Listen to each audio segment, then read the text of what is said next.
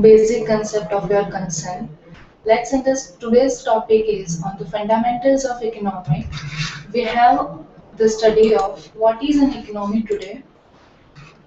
We are understanding the basic idea about the what is an economy.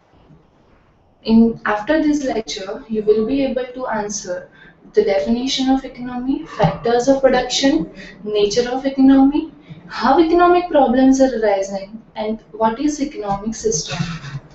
First, understand what is an economy. Economy is a very big concept. Students often have idea about economy is that economy is just money or it is just about counting. But economy is just not limited to the money or counting. It's a very big concept, and it is starting from the very ancient era, wherever even grandpa are not born. So economy is a very big and a larger concept. It is a very broad concept. Various economists have tried to give various definitions according to their perspective and their views. There is no perfect one definition for economics. So we are understanding the definition of economic according to the various economists to get the idea of economics. According to the father of economist Adam Smith, he focuses on the wealth of nations, the wealth creation activity from the available natural resources. He tells that how to create wealth with the limited available resources, whereas Marshall focuses on the man's action in the ordinary business of life. It inquires how he gets his income and how he uses it. For example, if a teacher is teaching into the college or institution, and from their services they are earning their income, and from that income they are fulfilling their needs and wants. So according to the Marcel, how they what they are doing in the ordinary business of life, their actions, and how he get income and how he uses it. Whereas Robbins focuses on the human behavior as a relationship between ends and scarce means which have alternative resources. As we know, the resources in the economy are very less, that are limited, but we have to use that, and due to the limitation of that resources, we have to do their alternative uses. As we know that economy, there is no perfect one definition of economy, but to understand we have the classical definition of economy, which helps us to clear our concept of what is an economy. According to this, economy is the study of how we choose to use limited resources to obtain the maximum satisfaction of unlimited wants. Here the three terms are very important. The first one is the limited resources, second one is the maximum satisfaction, and third one is the unlimited human wants. These three are very important. First, we will discussing it in detail. First, let's understand what is the resources. Resources, in economic terms also known as factors of production, that is the things used in producing goods and services. We have four factors of production with us. First is the land, second is the labor, third is the capital, and fourth is the entrepreneurship. Land can be agricultural land, water, sunlight, etc.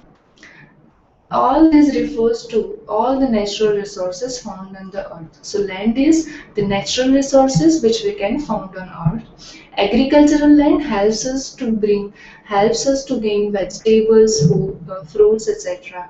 Water and sunlight helps us in creating electricity, etc.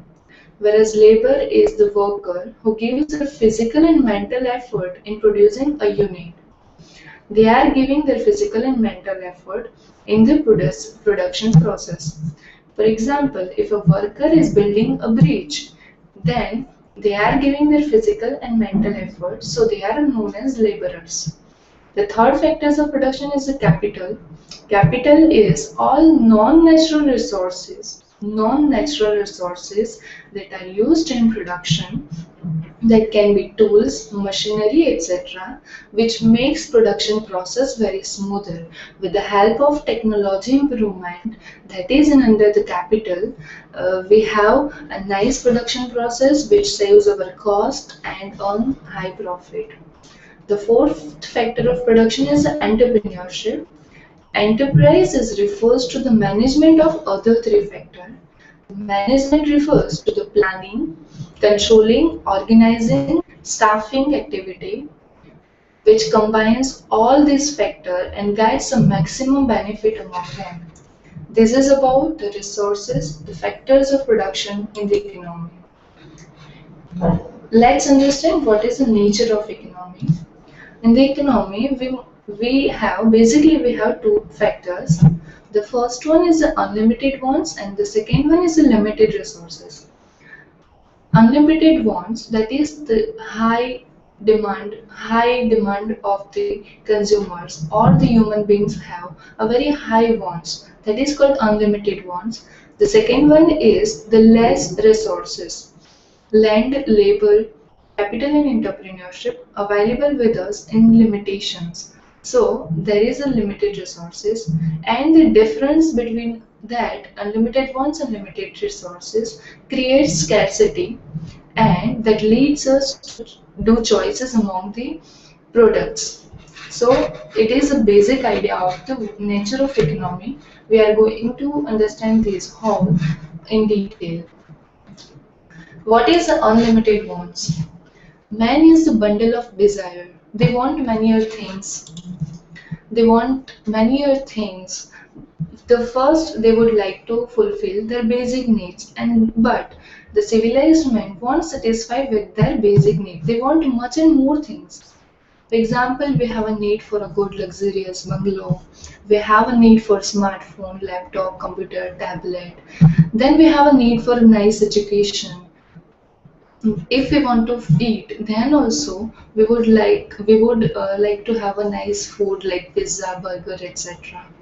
We want toys, we want nice cars, we want camera, etc.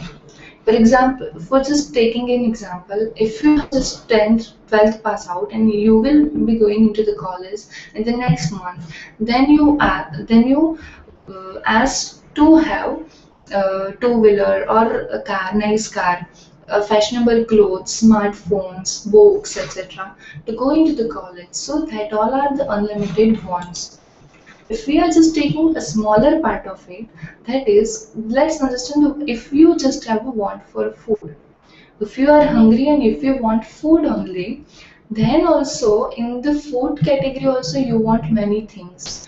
You want ice cream, you want cold drinks, you want pizza, you want burger, you want Punjabi food, you want Chinese food, you want maximum Mexican food, etc. So there is many wants of the human being. In the same way, if you have wants for clothing, then also you want party wear, casual wear, formal wear.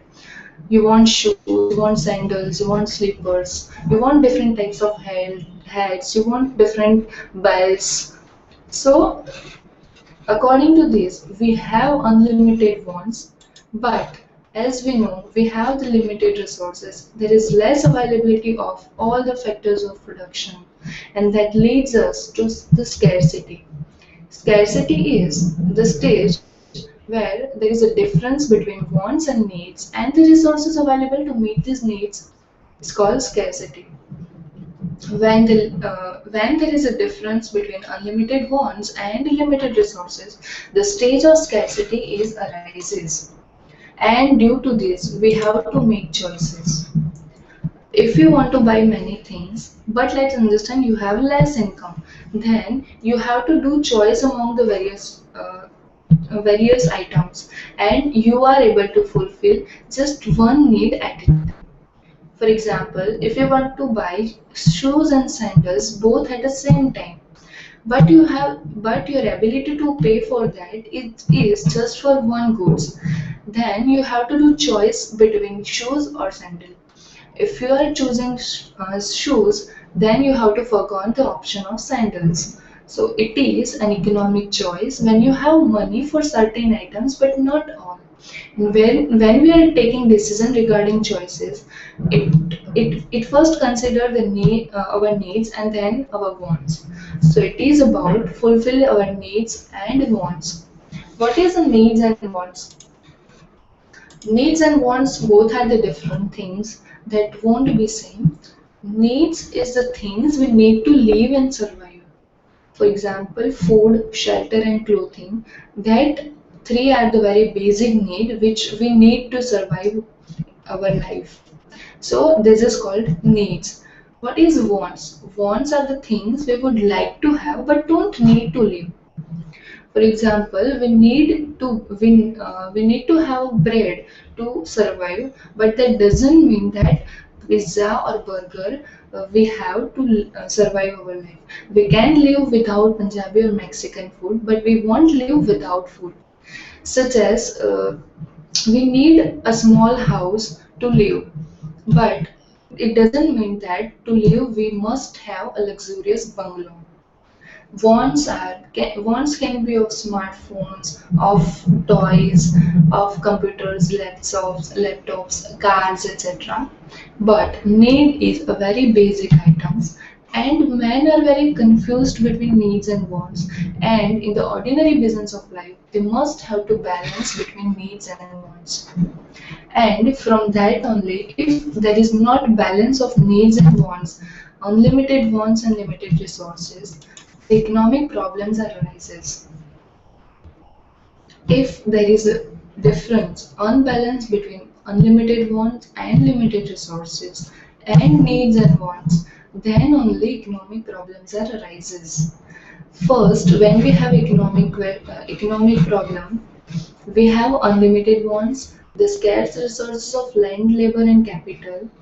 There is positive statement and normative statement. Positive statements are those can be supported or refuted by action, facts. But normative statements are those that cannot be proved or disproved. In the economy, when we are producing a thing, particular product, we have three key question arises. That are what are that key question arises with us when we are going to produce a particular unit. The first is what to produce, second is how to produce, and third is for whom to produce. The first one is what to produce. Producers have to take decision regarding what to produce, and it will about the determination of the consumer's preferences. Producers are producing that things which consumers demand, and that is according to the taste and preferences of the consumers, so that consumers will buy their product and they can earn profit. So the first key question is what to produce. Then the second question is how to produce. It is about what is the production process for producing that product. It determined by producer seeking profit. If producer is using nice improved technology, then that can helps to reduce their cost and can help to able to earn high profit. So how to produce is producer's decision regarding the production process. And the third one is for whom to produce. If the producer is producing particular unit, but one product is one fulfill the whole consumer's need, there is the target market, and the producer have to think about the target market and the purchasing power of specific people. For them, they are producing particular unit. For example, we have the example of Tata Nano and the BMW car. BMW car is a very high rated car. So the upper class, the higher income class can only purchase BMW car. But the main aim of Tata Nano is producing a very cheapest car so that middle income earner can also have a car. So it is about selecting the target market and for whom to producing it. So this is about the key question arising while we are producing particular unit.